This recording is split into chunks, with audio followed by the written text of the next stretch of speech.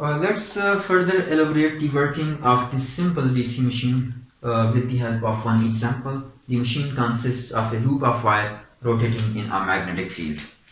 The dimensions of the rectangular coil is provided to us. This radius of the coil, that is 0.5 meters. Of course, it is not a practical machine. However, it demonstrates many concepts of real DC machines. The resistor which is connected over here, that has a resistance of 0.3 ohms. And the battery voltage which is connected to this arrangement, that has a voltage of 120 volts. And the length of this effective length of this coil is 1 meter. And flux density, that is equal to 0.25 Tesla. We want to study the working of this machine. So for this machine, what will happen when the switch is closed? Initially this coil is stationary. When this switch is closed, current will start flowing in the machine. So how much current will flow? Current which will be flowing through the machine, that is equal to battery voltage minus the voltage induced in this coil divided by this resistance.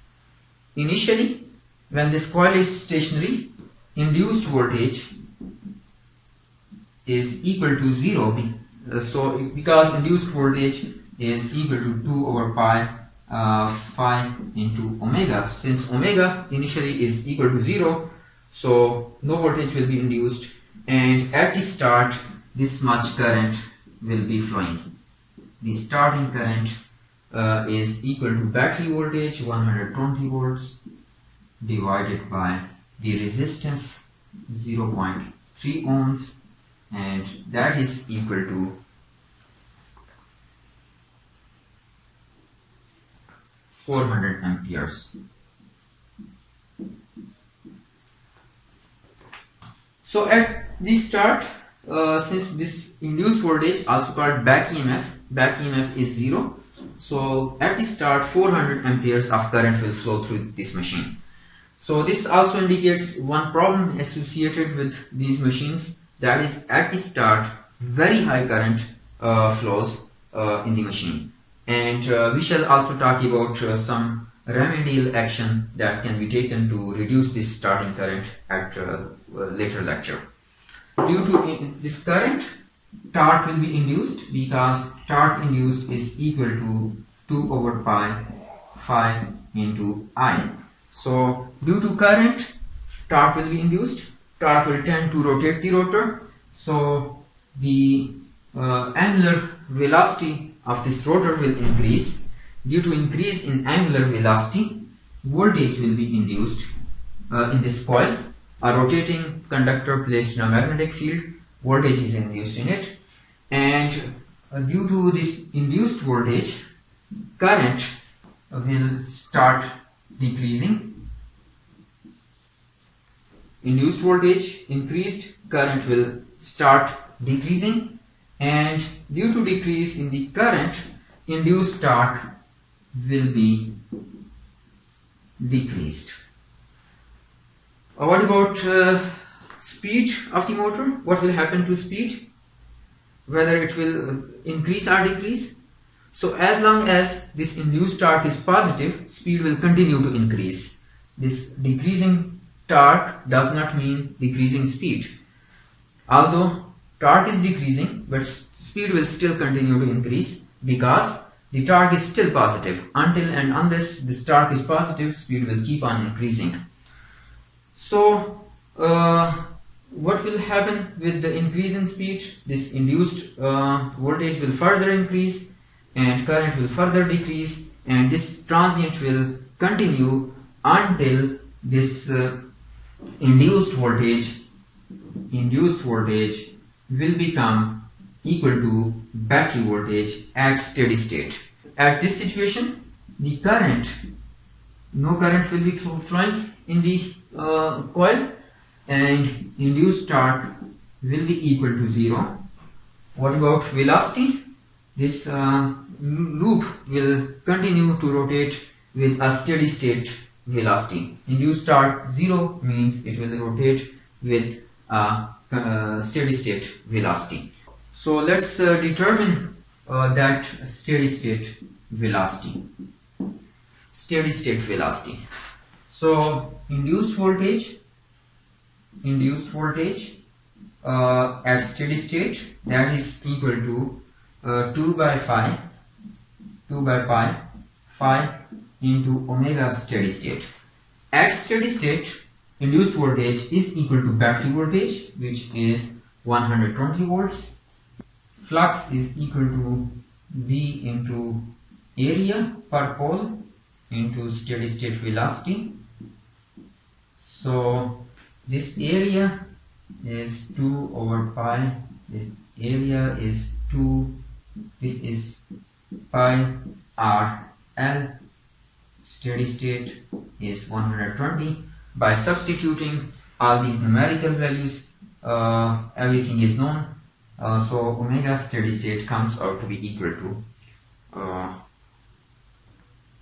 480 radians per second. If we sketch this whole transient behavior in a graph, we have this situation, time axis and the current in the machine. Initially, very high current flows, 400 ampere, and at steady state, this current becomes equal to 0.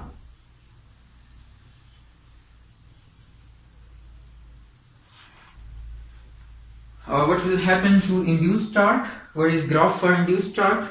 Induced torque is the graph for induced torque will have the same shape as the current in the machine, because flux, once machine is designed, flux is constant, this is constant. So graph for induced torque will also have the same shape. What will happen to angular velocity of this rotor? Initially, the coil is stationary, and gradually this velocity is increasing to reach its steady state value of 480 radians per second.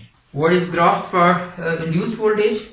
Induced voltage is related with angular velocity by this expression. Phi, once machine is designed, is constant. This is also constant. So graph for induced voltage will also have the same shape. Now suppose that this machine, this coil is rotating with this steady state velocity, and suddenly a load torque is applied to it. Load torque of 10 Newton meter is applied to it. What will happen to the machine? At this steady state, torque was 0, induced torque.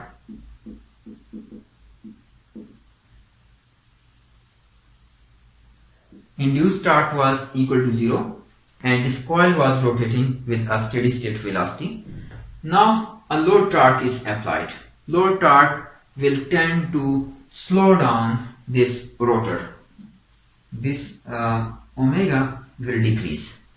Due to decrease in omega, what will happen to induced voltage? Induced voltage at steady state was equal to battery voltage, and now by the application of this load torque, since omega is reduced, induced voltage will also reduce. And due to reduction in induced voltage, what will happen to the current? Current was given by this expression, battery voltage minus E induced divided by R. If there was no load was applied, then induced voltage was equal to battery voltage and no current was flowing. But now, due to application of this load torque, speed has reduced, which in turn has resulted into decrease in induced voltage, and therefore current will become non-zero.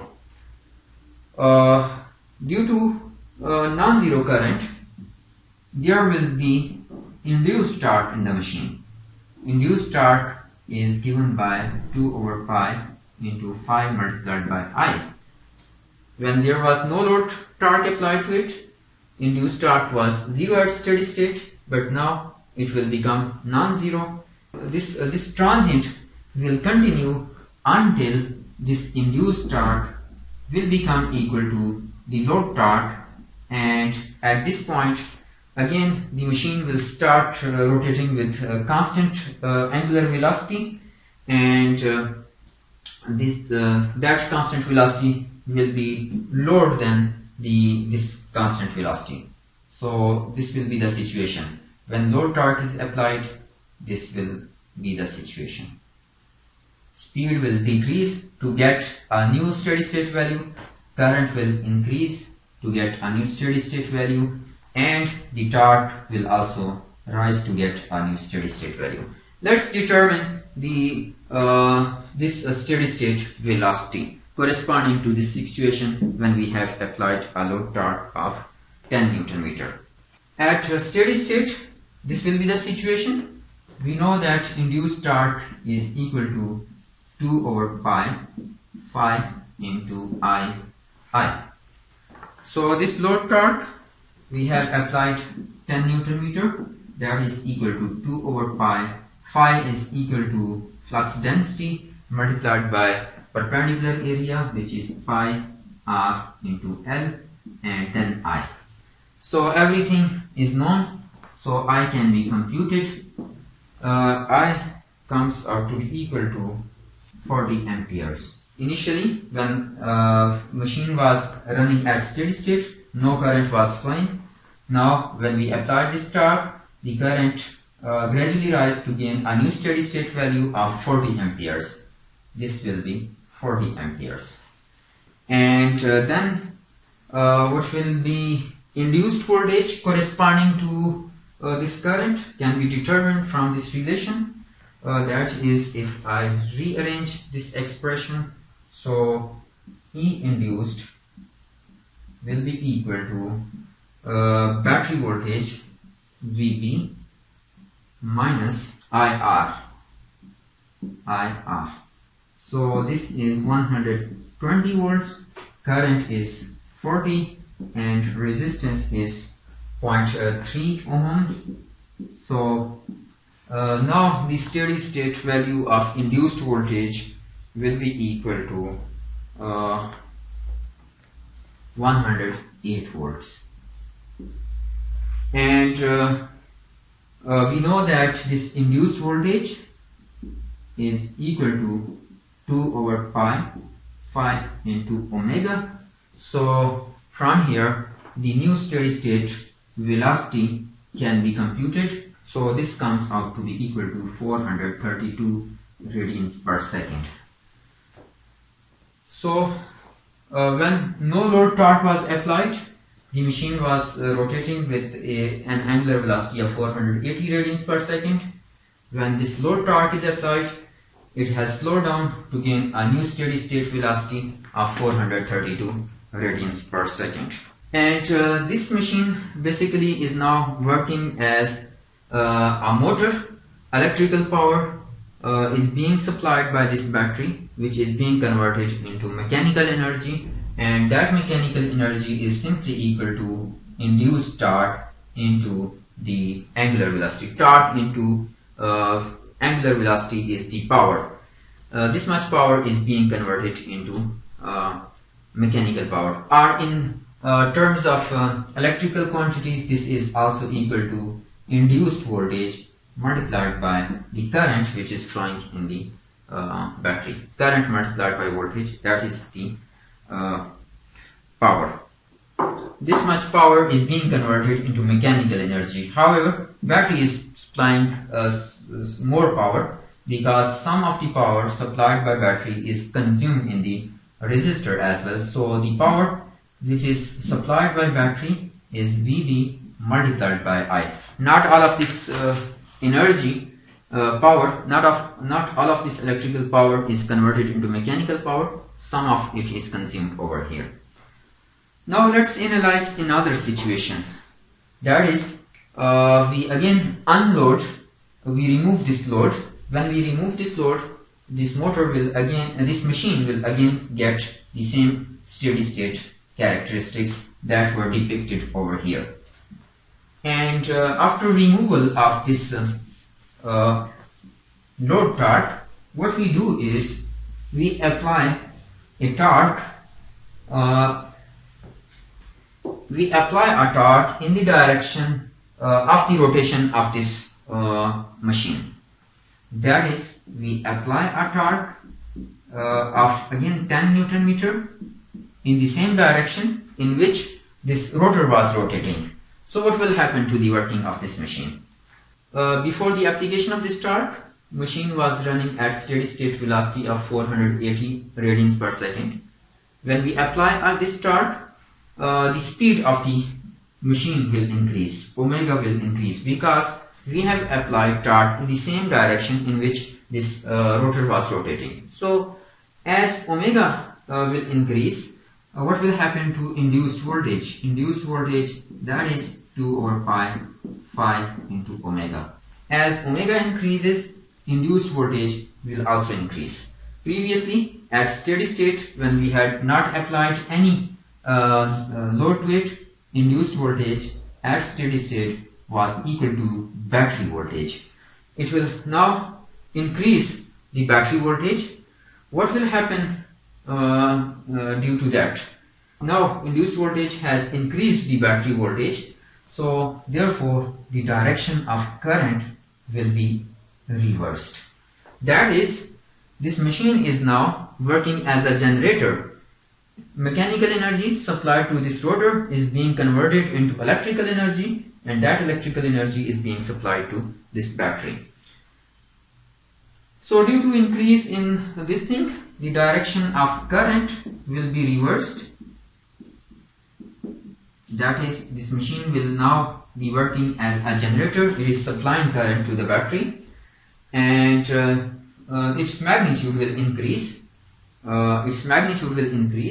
Previously it was 0, now it will become non-zero, and therefore this induced torque, which had become 0, will also increase. Magnitude of this induced torque will also increase. Its direction will be, of course, reversed, because the direction of current is reversed. So direction of current is reversed, direction of induced torque will also be reversed. And then this transient will continue until this induced torque will become equal to applied torque, and then this machine will again start rotating with a constant velocity. That is depicted over here. The machine was running at a constant velocity. We applied torque, its velocity gradually increased to gain a new steady state velocity. What happened to induced voltage? That will also have a similar curve. What will happen to current? Current will also increase gradually. Its direction will be reversed, and its magnitude will gradually increase to get a new steady state velocity. Torque, induced torque, will also increase in magnitude. So let's determine the steady state velocity corresponding to this situation. That is, when we have applied a torque of 10 Newton meter. So it can be determined from here. At steady state, induced torque is equal to applied torque. Induced torque is equal to 2 over pi phi into I. Phi is B multiplied by area, pi r L into I. That is equal to 10 Newton meter. So from here the current can be determined. So please compute this current, and then from here induced voltage will be, remember that I will have now opposite direction, so you will have to substitute plus over here if you are just computing magnitude from this expression. And once E induced is computed, then E induced is 2 over pi phi into omega. So please determine this omega, that is your homework. Determine this current and this new steady state velocity.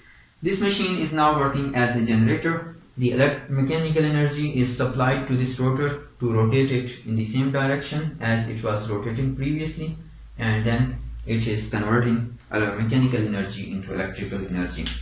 Here one very important observation is that generally you may be thinking that if we rotate a motor in opposite direction, it will work as a generator. So that is not true. Basically, if we rotate the motor in the same direction with a higher speed, then it becomes a generator.